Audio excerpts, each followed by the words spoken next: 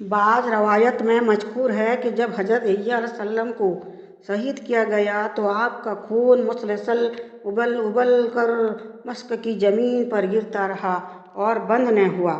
اس وقت ارمیا علیہ السلام تشریف لائے اور فرمایا، اے خون، تو نے لوگوں کو آزمائش میں ڈال رکھا ہے، اب بند ہو جا۔ چنانچہ وہ رک گیا اور زمین میں جذب ہو کر نظروں سے اوجھل ہو گیا۔ یہ واقعہ حضرت عیسیٰ علیہ السلام کے حالات میں بیان ہوگا۔ حضرت عبداللہ بن عبد الرحمن رحمۃ اللہ سے روایت ہے کہ ارمیا علیہ السلام نے فرمایا، یا رب، تیرا کون سا بندہ تجھے سب سے پیارا ہے؟ اللہ تعالیٰ نے فرمایا، جو لوگ مجھے زیادہ یاد کرتے ہیں، جو مخلوق کی یاد بھلا کر میری یاد میں مشغول ہو جاتے ہیں، جن کے دل میں فنا کا خیال نہیں آتا اور وہ بقا کے بارے میں بھی نہیں سوچتے۔ جب انہیں دنیا کا عیش میسر ہو تو وہ خوش نہیں ہوتے، جب ان سے دنیا کا عیش و عشرت لے لیا جائے تو وہ خوش ہوتے ہیں۔ یہی لوگ ہیں جنہیں میں اپنی محبت عطا فرماتا ہوں اور انہیں ان کی طرف سے زیادہ دیتا ہوں۔ اور ہم نے موسیٰ کو کتاب عنایت کی تھی اور اس کو نبی اسرائیل کے لیے رہنما مقرر کیا تھا کہ میرے سوا کسی کو کارساز نہ ٹھہرانا۔ اے ان لوگوں کی اولاد جن کو ہم نے نوح کے ساتھ کشتی میں سوار کیا تھا، بے شک نوح ہمارے شکر گزار بندے تھے، اور ہم نے کتاب میں بنی اسرائیل سے کہہ دیا تھا کہ تم زمین میں 2 دفعہ فساد مچاؤ گے اور بڑی سرکشی کرو گے۔ پھر جب پہلے وعدے کا وقت آیا تو ہم نے اپنے سخت لڑائی لڑنے والے بندے تم پر مسلط کر دیے اور وہ شہروں کے اندر پھیل گئے اور وہ وعدہ پورا ہو کر رہا۔ پھر ہم نے دوسری بار تم کو ان پر غلبہ دیا اور مال اور بیٹوں سے تمہاری مدد کی اور تم کو جماعت کثیر بنا دیا۔ اگر تم نیکوکاری کرو گے تو اپنی جانوں کے لیے کرو گے، اور اگر اعمال بد کرو گے تو ان کا وبال بھی تمہاری ہی جانوں پر ہوگا۔ پھر جب دوسرے وعدے کا وقت آیا تو ہم نے پھر اپنے بندے بھیجا کہ تمہارے چہروں کو بگاڑ دیں، اور جس طرح پہلی دفعہ مسجد بیت المقدس میں داخل ہو گئے تھے اسی طرح پھر اس میں داخل ہو جائیں، اور جس چیز پر غلبہ پائیں اسے تباہ کر دیں۔ امید ہے کہ تمہارا پروردگار تم پر رحم کرے گا، اور اگر تم پھر وہی حرکتیں کرو گے تو ہم بھی وہی پہلا سا سلوک کریں گے، اور ہم نے جہنم کو کافروں کے لیے قید خانہ بنا رکھا ہے۔ حضرت وہب بن منبہ رحمۃ اللہ فرماتے ہیں، جب بنی اسرائیل کثرت گناہوں کا ارتکاب کرنے لگے تو اللہ تعالیٰ نے ان کے ایک نبی ارمیا علیہ السلام پر وحی نازل فرمائی کہ اپنی قوم میں کھڑے ہو کر میری یہ باتیں سنا دو۔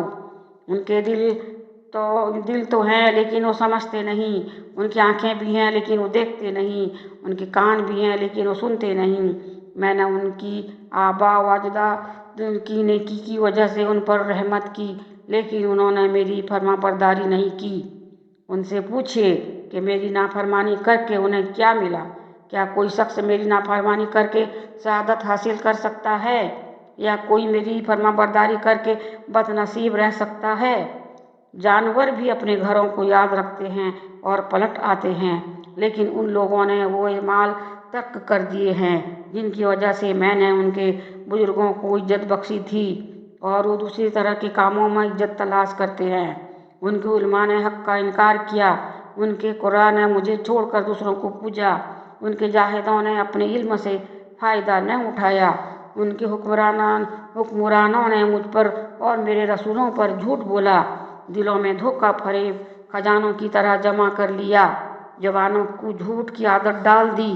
میں اپنی عزت و جلال کی قسم کھا کر کہتا ہوں کہ میں ان پر لشکر چڑھا لاؤں گا جو ان کی زبان نہ سمجھیں گے، ان کے چہروں کو نہ پہچانیں گے، اور ان کی گویا جاری پر ترس نہ کھائیں گے۔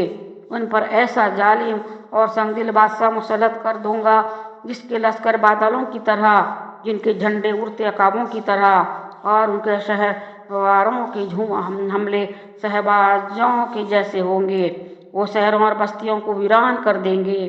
افسوس ہے ایلیا کے شہر پر اور ان کے باشندوں پر، میں انہیں قتل و غارت کا نشانہ بناؤں گا، ان پر غلامی مسلط کر دوں گا۔ خوشیوں کی گھما گھمی کی جگہ چیخ و پکار لے لے گی، گھوڑوں کے ہنہنانے کی بجائے بھیڑیوں کی گرانے کی آوازیں آئیں گی۔ میں ان کے لیے آسمان لوہے کا بنا दूंगा और ज़मीन तांबे की। अगर बारिश बरसी तो नबातात नहीं उगेगी, अगर कुछ उगा तो वो जानवरों पर मेरे रहम की वजह से उगेगा। काश्त के मौसम में बारिश बंद रहेगी, फसल काटने के मौसम में बारिश आ जाएगी। उसी दौरान में वो जो काश्त करेंगे मैं उस पर आफात नाजिल करूँगा। अगर उसमें से कुछ बचा तो मैं उसमें बरकत नहीं होगी। अगर वो मुझसे दुआएं करेंगे तो मैं उनकी दुआएं कबूल नहीं करूँगा। अगर मांगेंगे तो मैं उन्हें नहीं दूंगा। अगर रोएंगे तो मैं उन पर रहम नहीं करूँगा। वो गिड़गिड़ाएंगे तो मैं उनसे अपना रुख फेर लूँगा। जब बनी इसराइल दीनी, अखलाकी और माशरती बिगाड़ में हद से बढ़ गए तो अल्लाह ताला ने अरमिया अलैहिस्सलाम पर वही नाजिल फरमाई, मैं बनी इसराइल को तबाह करने वाला हूँ और उनके गुनाहों की वजह से इंतकाम लेने वाला हूँ। बैतुल मुक़द्दस की मुक़द्दस चट्टान पर पहुँच जाएं, वहाँ आपको मेरा हुक्म पहुँचेगा। अरमिया अलैहिस्सलाम ने फरमाया, या अल्लाह, तो उन पर किस कौम को मुसल्लत करने वाला है? रब ताला ने फरमाया, वो आग की पूजा करने वाले हैं, न मेरे अजाब से डरते हैं, न मुझसे सवाब की ख्वाहिश रखते हैं। अपनी कौम को बता दीजिए, अल्लाह ने अब तक तुम्हारे बुजुर्गों की नेकी की वजह से तुम्हें मोहलत दी है, लेकिन तुमने मेरे अहकामात फरामोश कर दिए। अब मैं तुम पर ऐसा जालिम हुक्मरान मुसल्लत करूँगा जो तुम पर बिल्कुल रहम नहीं करेगा, बल्कि तुम्हें तबाह करके रख देगा। जब अरमिया अलैहिस्सलाम ने उन्हें अल्लाह का पैगाम पहुँचाया तो बोले, अरमिया, तू झूठ बोलता है और अल्लाह पर बहतान तराशी करता है। क्या अल्लाह अपनी मुक़द्दस सरजमीन को और अपनी मस्जिदों को अपनी किताब से और इबादत करने वालों से खाली कर देगा? तब ज़मीन पर कौन होगा जो उसकी इबादत और इताअत करेगा? उन्होंने आपको पकड़ कर कैद कर दिया। यही वक्त था जब बख्त नसर ने उनके मुल्क पर हमला कर दिया और बनी इसराइल के बहुत से लोगों को कत्ल कर दिया। उसने बैतुल मुक़द्दस से बहुत सा माल गनीमत हासिल किया, बहुत से अफराद को कैद करके बाबुल ले गया। उसने बैतुल मुक़द्दस की इमारत गिरा दी और तौरेत के नुस्खे जला दिए।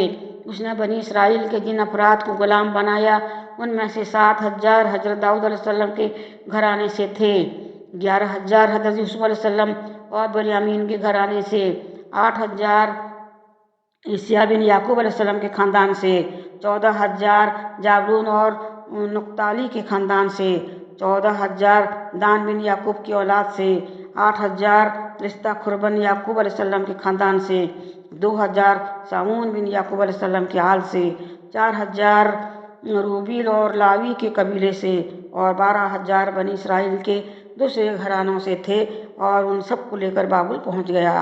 अस्साम का कहना है कि जब बख्त नसर बैतुल मुक़द्दस में आया, वहाँ का बादशाह हज़रत दाऊद अलैहिस्सलाम की औलाद में से था। उसने बख्त नसर से सलाह कर ली। बख्त नसर ने उससे जमानत के तौर पर कुछ अफराद लिए और लौट गया। जब वो तबरिया के मुकाम पर पहुँचा तो उसे इतला मिली कि बनी इसराइल ने उस सलाह से नाराज़ होकर अपने बादशाह को कत्ल कर दिया है। उसने जमानत के तौर पर पकड़े हुए अफराद के सर कलम किए और दोबारा शहर पर हमला करके कब्जा कर लिया। फिर वहाँ के बालिग मर्दों को कत्ल कर दिया और बच्चों औरतों को गुलाम बना लिया। एक रवायत के मुताबिक बख्त नसर को मालूम हुआ कि जेल में अरमिया अलैहिस्सलाम भी हैं। उसने आपको रहा किया। आपने बताया कि मैंने उन्हें उससे डराया था, लेकिन उन्होंने मेरी बात न मानी और मुझे कैद कर दिया। उसने कहा, कितनी बुरी कौम है जिसने अल्लाह के रसूल की नाफरमानी की। वो आपसे हुस्न सलूक से पेश आया और बनी इसराइल के जो अफराद जिंदा बच गए थे उन्हें आपके साथ जाने की इजाज़त दे दी। बनी इसराइल ने कहा, हमने वाकई बुरा काम किया, अब हम अल्लाह के आगे तौबा करते हैं। आप अल्लाह से दुआ करें कि हमारी तौबा कबूल हो। आपने दुआ की तो अल्लाह ने वही के जरिए से फरमाया, मैं उनकी तौबा कबूल नहीं करूँगा।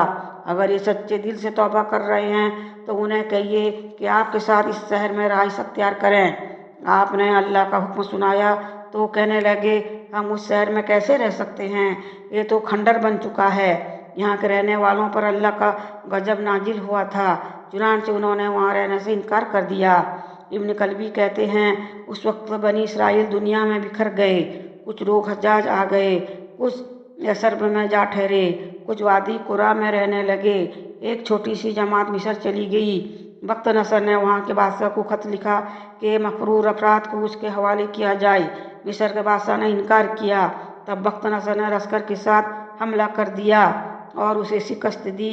फिर बिला मगरिब पर हमलावर हो गया और आखिर तक फतह कर लिया। फिर मगरिब, मिस्र, बैतुल मुक़द्दस, फ़लस्तीन और उनके बेशुमार कैदियों के साथ वापस आया। उन कैदियों में हज़रत दानियल अलैहिस्सलाम भी थे। पढ़ाई में कहीं गलती हो तो माफ़ कीजिएगा और प्लीज़ सब्सक्राइब ज़रूर कीजिए।